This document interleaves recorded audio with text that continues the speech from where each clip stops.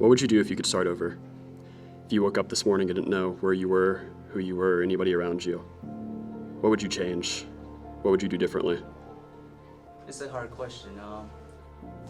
It's kind of existential. If I could start over, I would be more sociable. Like, I'd make more friends. I don't know, honestly. Probably nothing, but at the same time, everything. I'd be more respectful to my parents, I think. Probably nothing. I mean, because then if I say something, then I'm not living life the way I want to live. My name is Caleb Hearn, and I did start over.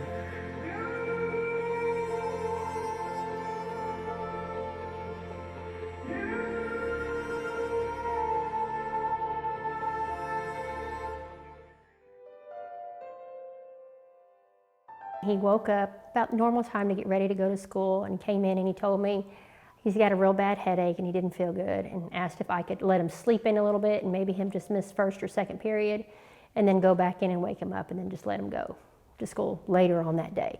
He was fine at that particular point.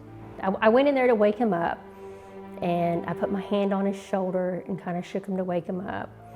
And he rolled over and he looked at me and he freaked out. He just kind of back crawled away from me. No recognition in his eyes whatsoever. He was shaking and he was obviously very disoriented. And he did not know who I was. He was asking me, "Who are you?" And I'm like, okay, that's not a normal question. Went to the hospital, everything was perfectly fine, both here in town and at Little Rock Children's Hospital. Through therapy and a psychiatrist, slowly started piecing together the puzzles, never really could quite get it all together, but we ended up figuring out, to the best of degree, I have some degree of PTSD, retrograde amnesia, depression, anxiety, all that fun stuff.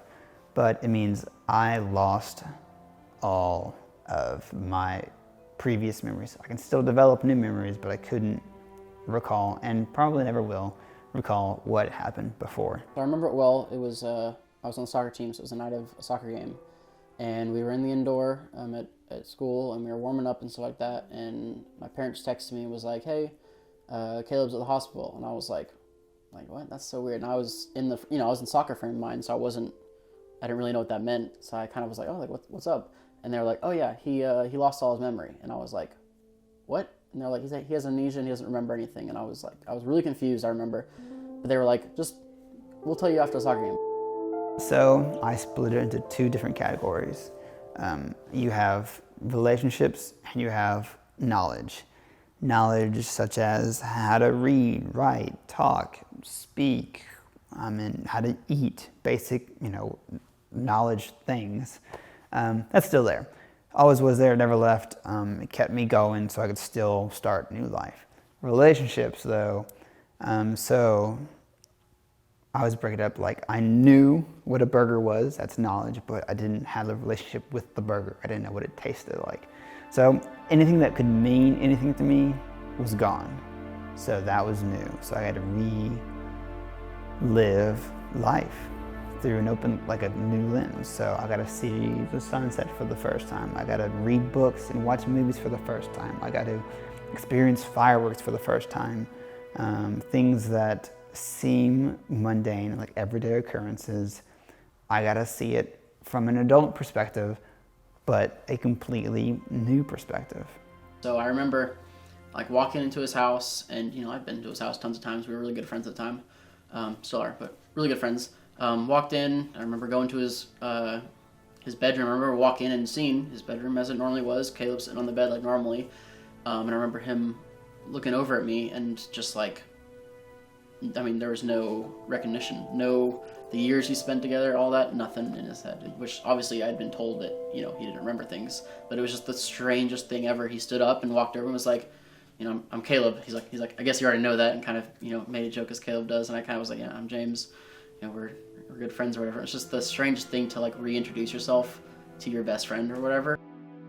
So I started over. I cut out everything I didn't want. Figured out everything that I did wrong, that I didn't like about me, personality traits, bad habits, anything that was negative towards me or anybody else, cut it out. So decided to keep anything else that was positive. So like if I was really helpful, I was kind, I wanted to keep that, but I wasn't.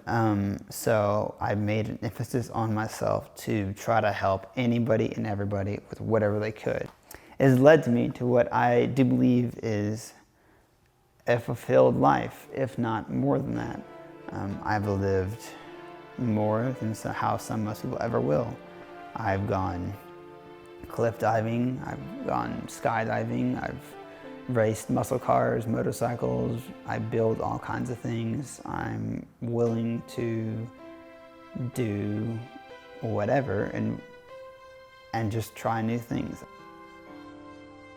It was just time, a lot of time. It was probably a couple months in when he actually called me Mom. He called me Kathy the first week or so, and called Woody the first week or so. And then he just kind of didn't call us anything, just kind of avoided having to put a title there. And he eventually called me Mom again. But there were certain things like, I know he loves me, but he had never said it, kind of thing. Whereas before that would have been something he would have said. I think at this point it's just weird because he's never said it. No parenting book I had ever read prepared me for this is what happens when your child completely loses their memory. So it was a lot of prayer.